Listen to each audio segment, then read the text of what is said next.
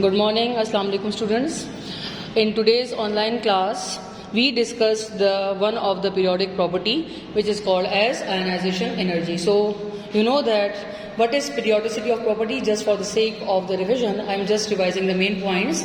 The process or pattern by which there is repetition of properties in all the groups and periods after a certain interval is called as the periodicity of properties. So the periodic properties or the periodicity of properties is observed in the following physical properties, and these properties are atomic size, which is represented by means of atomic radius, which we already discussed in the previous lecture. The second one, periodic property, that is the ionization energy, which can be represented by IE or IP. IE stand for ionization energy, while IP stand for the ionization potential.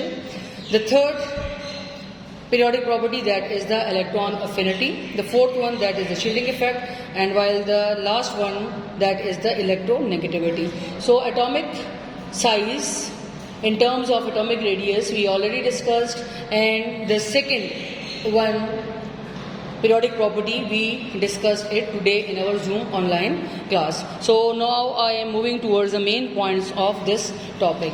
So what is ionization energy? Ionization energy, it is defined as the minimum energy required to remove the valence electron from the outermost shell of the gaseous atom to form the positive ion. The positive ions, which are also called as the cations, is called as ionization potential or the ionization energy. So the elements which are electropositive in nature, mostly they have the ability to remove their valence electron during any bond formation. So here you can see that here I have representing the atom in words. Atom, it require energy for the removal of electron, and then this atom is converting into positively charged ion, which is called as the cation.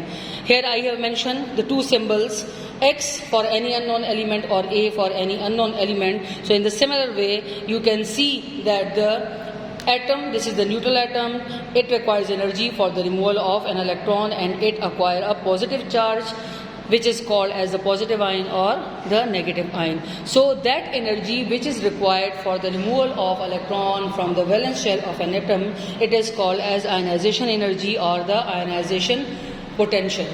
Clear? Now, the energy required to remove the first electron from the outermost shell at first attempt, it is called as first ionization energy. For example, here we can discuss the two elements, one is sodium, another one that is the magnesium. So as you know that sodium, it is a member of group 1A, and it has tendency to remove only one electron. So if it removes one electron, so it means that this energy is called as first ionization energy.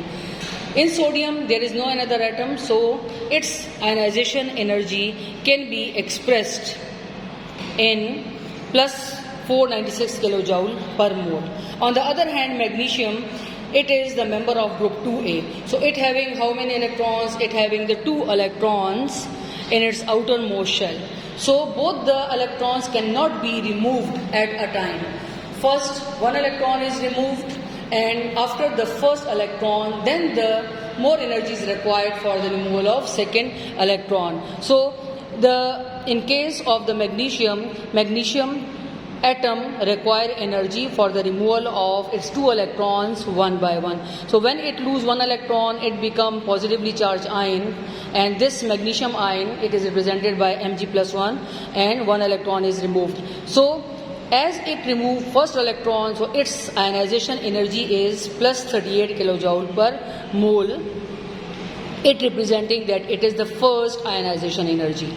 First ionization energy. Now, for the removal of second electron, so in the second equation here you can see that this is magnesium ion which already formed, so it requires more energy to remove the second electron. Now this magnesium atom having now valency +2, and it removes the another electron. So it requires more energy for the removal of second electron, and that is plus 1450 kilojoule per mole. So this is called as the second ionization energy. So keep in mind that the second ionization energy will be greater than the first one. Here you can see the value that the first electron require plus 38 kilojoule per mole energy for the removal of one electron, while the second one, it requires almost its double energy for the removal of the second electron, that is the 1450. Clear? So it depends on the atom that it belongs to which group of the periodic table and it having how many electrons. So if it having more than one electron, so step by step the electrons they are removed. The removal of first electron and it requires the energy, it is called as the first ionization energy, and for the removal of the second electron it requires more energy, which is called as the second ionization energy. Clear? Now there are certain factors which affect the ionization energy, and these are atomic radius of the atom. Atomic radius of the atom depend upon the number of shells it having according to its electronic configuration. The nuclear charge of the atom, how much nucleus having charge on its valence electrons.